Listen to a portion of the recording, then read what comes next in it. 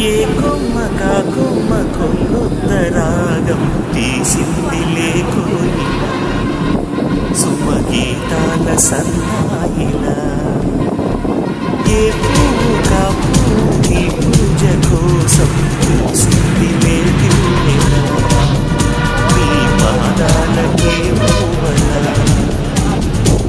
ఒక దేవత దివి దిగి వచ్చే ప్రియనేస్తల్లాగా ఎదగూటికి అతిథిగా వచ్చే అనుబంధం కాగా మనసాయ మంత్రాలయం